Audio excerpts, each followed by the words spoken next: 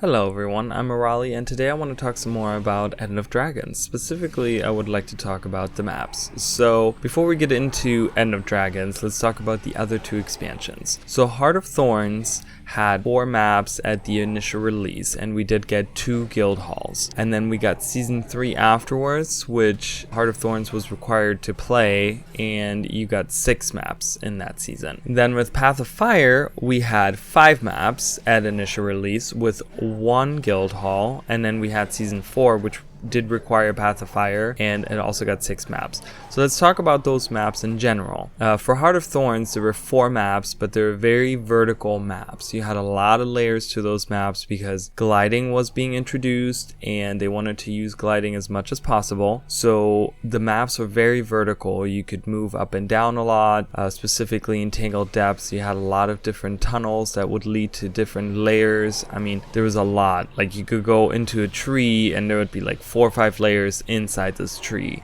So they were not as big area wise, but like they had a lot of different levels to them. So and we got 2 guild halls with that, and then Season 3 had 6 maps. So Season 3 had 6 maps all over the world pretty much, but they were all pretty much the same size too. But then with Path of Fire, we got 5 maps initially, and they were all large, very large. And from what I understand, they wanted to make them even larger, but this is as large as they can make the maps in the current engine. I'm pretty sure they were saying that this is the largest size that they can make it. But what they did lose out on was the verticality. Not a lot of them had a lot of layers. There wasn't a lot of, oh, you can go at the top over here, and then there's a cave below that you can go into. It was all pretty much one plane, and yeah, there were some hills and stuff like that, but there was nothing underneath the hills and stuff. So it was a lot of like just flat plains, but they were very large, the maps. So going into End of Dragons, I guess a lot of people are having certain expectations maybe, but I want to talk about the different areas that we have in Cantha that I would like to see come back, and maybe talk about how many maps we might get or how many maps we might need to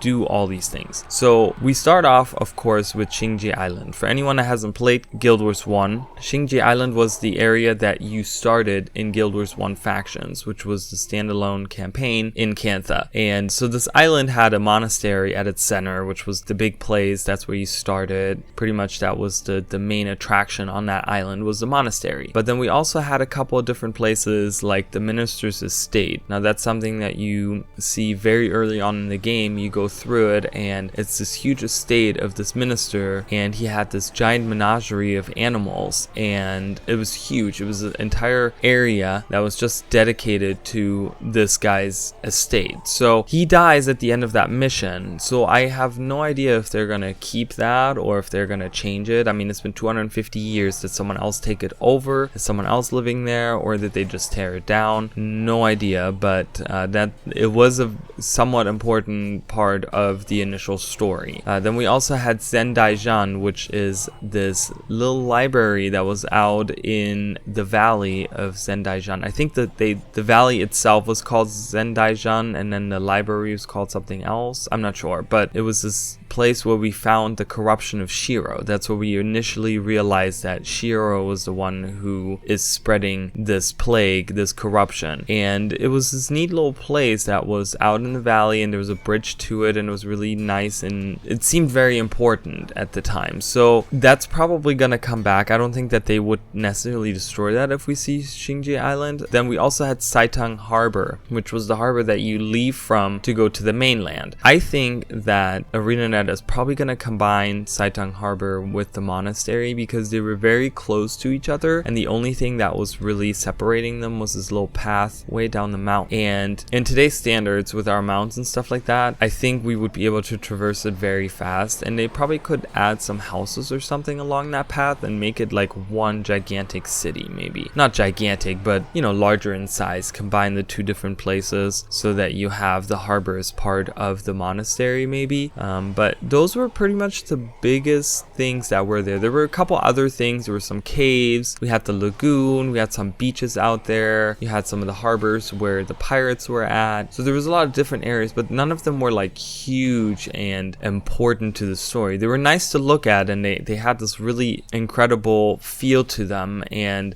really the atmosphere and the world building was really interesting because it was very Asian, of course. Everything was Asian inspired and stuff, and it was a very stark contrast to what Tyria had. You know, the continent of Tyria was a lot different. So that's why I think back then it was very important to do that. But now that we kind of have already seen the whole idea of Asian stuff, specifically with the Lunar New Year, you see a lot of Asian stuff, so we already have that idea. So I don't know how much of that flair we necessarily need, but it was interesting world building, and the atmosphere along with the music really made you feel like you were in an Asian country. So Shing Jea had a lot of different environments just by itself, but you look at all the other areas in Cantha and it's very, again, it jumps a lot of different environments. And I think that Cantha, in contrast to Elona, is a lot different, because in Elona everything is a desert, right? And it's just a twist on a desert. So you get the desert highlands, which is one type of desert, but then you go to the Elon Riverlands, which is a different type of desert. So I think it just, for Path of Fire, it was a lot of different deserts, and they threw different things in, like the waterfalls and the wetlands and things like that. And you had the sulfurous wastes and stuff, but overall it was all just in a desert. Where in Cantha we get Shing Jea Island as this, like, not tropical island, but it was this like peaceful, like green island with like a couple mountains here and there, and a lot of water, a lot of beaches and stuff. And then you have Kaineng City, which Kaineng City was this enormous city, and that's all it really was. It was just this big city. There was not a lot of like naturey stuff. There wasn't a lot of grass or trees or anything like that. It was just these houses stacked on top of each other, pretty much like Ready Player One, where they stacked the trailers. It was kind of like that, because a lot of it was slummy, a lot of it had been destroyed because of the plague and things like that, and it kind of didn't look very nice. It was just all these brown buildings, and they looked like they were just kind of put together. And there was some nicer areas in there too. There was some nice places, specifically by the bazaar when you go there. They looked really nice, and so it was a mix, but it was just one city, one giant city, and we didn't even get to explore all of it. But inside the city there was a lot of different areas that were somewhat important. I mean, you had the harbor, that's where you landed, which of course that's important because that is probably a place that we're gonna see. I mean, we're probably gonna travel somehow there, probably to a harbor, and it's probably gonna be Kaineng City that we're traveling to. But then you also had the gigantic palace. Raizu Palace is this massive palace that was in like right on the edges of the city, and it stretched over like 3 different maps, because you got like the entrance to it was inside Kaineng City, and then you go into the actual map, the actual Raizu Palace, which was this like really long palace that you could go through, and then you ended up by the, like, I guess it was like a throne room, but it was an outpost in the campaign. And then you also had the gardens, which was like this whole map by itself that you really didn't get to explore. There wasn't a lot to do, but it was also because of like movement and stuff. So we now, with our mounts and stuff, we could easily explore all of this stuff, you know, even with gliding, you can glide to all kinds of places. But that was a very important part of the city. Then you also have the Napui quarters, which I have talked about those before. That is where you found the Celestials, and I think the Celestials will play a bigger part in the story, or at least I hope they will. So the quarters themselves aren't very important, but it is the Celestials that roam around there with the Oracle and stuff that I think will be important in the story. So, but those 2 places alone, the palace and the Napui quarter, are on the opposite sides of what we could explore so far of the city, and it's not even all of the city that we explored. There was a lot more to, like, specifically the southern part of the Napui quarter that we didn't get to explore. But then on the far other side, which was like on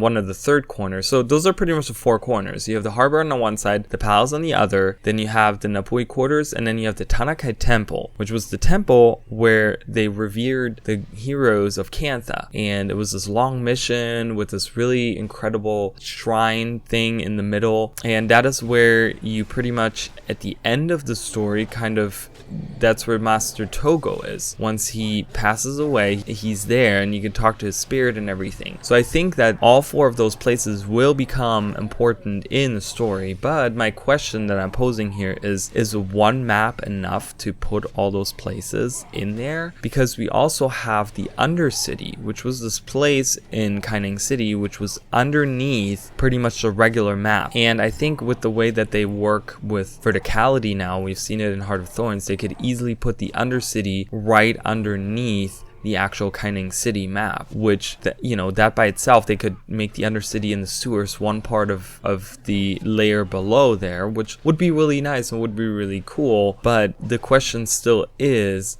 one map enough to cover all 4 of those big important places that we have? I'm not sure. I think we would probably need at least 2 maps to do that. I'm not sure how they would do that, because then we move out into the other areas, because we also have the Jade Sea and the Echovald Forest, and also including the outlying hills that we saw. When we look at the Jade Sea, we didn't explore much of it. We only explored maybe half, if that, 1/3 maybe, of the actual Jade Sea. There isn't that many important places in the Jade Sea, really. We have Cavalon as the Luxon capital, and then we have the Gayala hatchery, which they use to hatch the siege turtles that they use to travel around on and fight the Kurziks. And we also have the Harvest Temple, which was in the edge of the Echovald Forest, right into the Jade Sea. It was like right on the edge there. But those were the only really important parts. Like I said, there's also the hills outside. There was a big guild hall actually right on the outlying hills that they had there for this group of people, and you actually end up killing their guild master and everything. So it was kind of a weird quest that they had you do. It was a side quest that you could do, but that could maybe even be used as a guild hall. I think, specifically talking about guild halls, I think I would like to see 2 guild halls added. I want to have a Jade Sea themed one, and I would like to see an Echovald Forest themed one. So I think that's what I would really like to see, because those are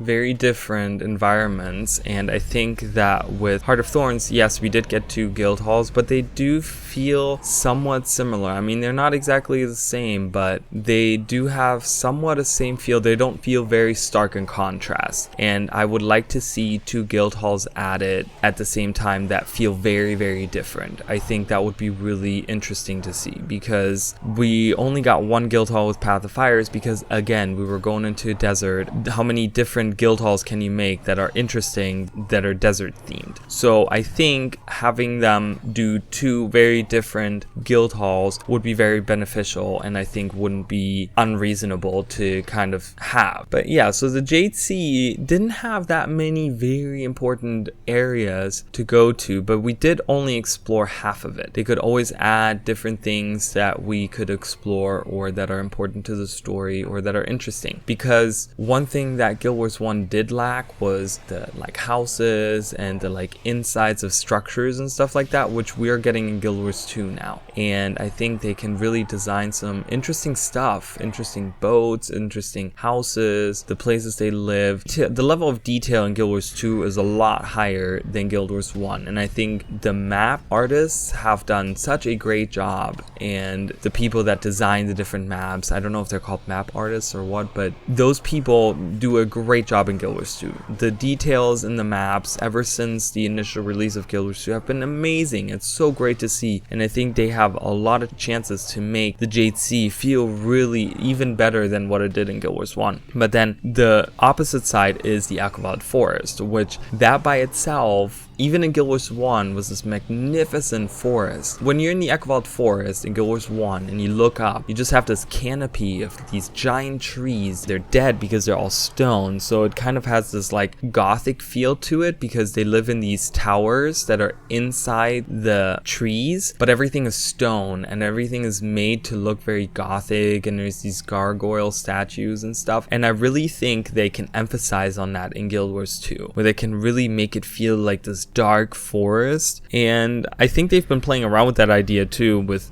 the Biora marches, because we did get that dark forest, and we had that whole, a little bit of a macabre feeling to the whole story and stuff, and I think they can really emphasize even more, because when you went through the Echovald Forest in Guild Wars 1, it really did feel like this dark forest, and you had the wardens in there, and the Kurziks themselves, they, like, the way they dressed all had this gothic feeling to it, and I think it's a very stark contrast to the bright, sunny Jade Sea and the hills around it and stuff. So I think that they really have an opportunity to give us these different environments and really make them shine and make them feel like different areas and really enrich the experience by having different areas. You know, in Path of Fire, I think it was like, okay, desert, and we go to a new map, and oh, it's a desert. Oh, okay, and there's a little bit of water in this one. Oh, okay, we go to the next one. Oh, it's a little bit of sulfur. Okay, cool, it's still a desert. But I think here it's like, okay, we go to a new area and boom, it's a completely different feel to it. And that's really what I'm looking for. But the Echovald Forest itself also didn't have that many very important parts to it. There was Arborstone, which was this giant cathedral that was for the main head family, the House Suhelza.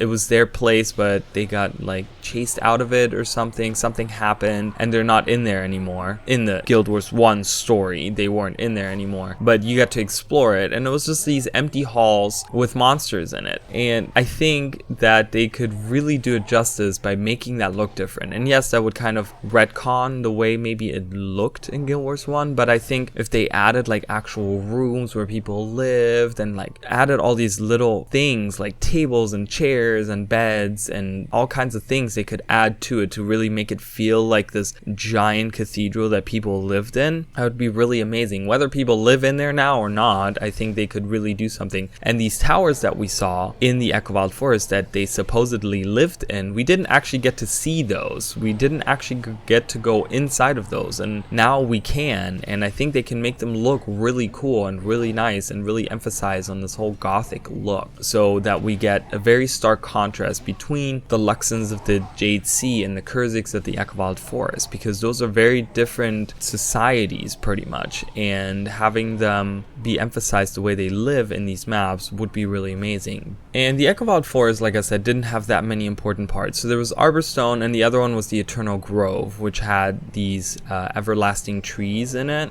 that you kind of sung to, and that's where they made their juggernauts, which were they transformed the people into these tree people. They were almost like Sylvari, but they were like these armored, huge juggernaut Sylvari, pretty much like an Iron Man suit that people would wear. But they were transforming these people into these juggernaut in order to fight the Luxons, and that's definitely a very important part, and I do hope we will see those trees and the Eternal Grove. And there was a couple of other things. There was a shrine in the middle of the Echovald Forest where we had to deal with the wardens, I believe, and it kind of told about the story about how the wardens protect the forest from outside forces and stuff. And of course the wardens themselves, they're kind of like Sylvari because they're tree people. And are we gonna get more of a story there? Are they like cousins to the Sylvari? Are they like Malik's tree in a different, it's a different tree in a different area maybe? Or were they from like the last time the Elder Dragons rose? They were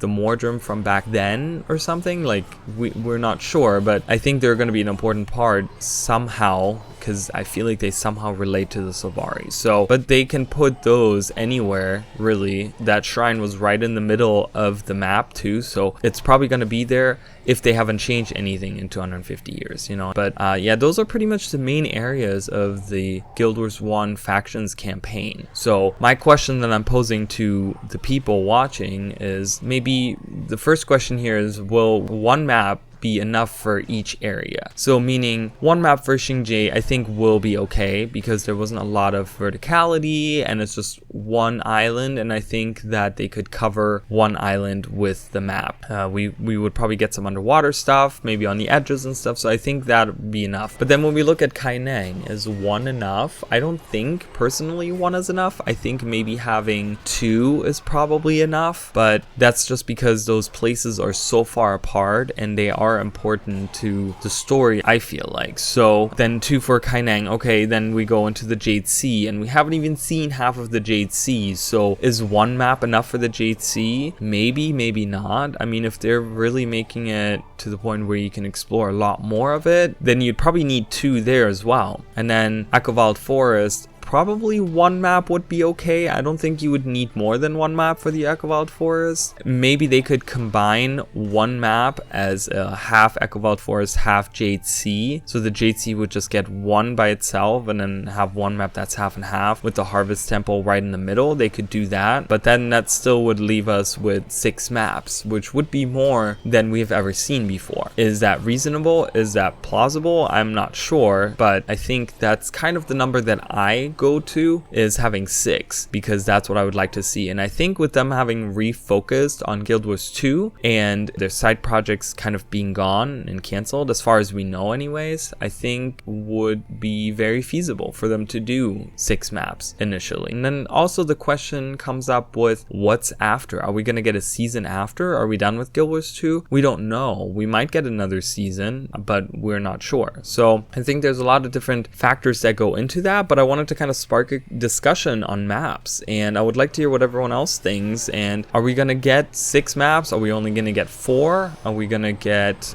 more with the release after? Are we going to have a season right after, kind of how we had season 4 right after Path of Fire? Or is this it for Guild Wars 2? Are we not going to get any more maps? And is this going to be it? We don't know. But yeah, that's all I wanted to talk about today, and I'll see you guys next video. Bye guys.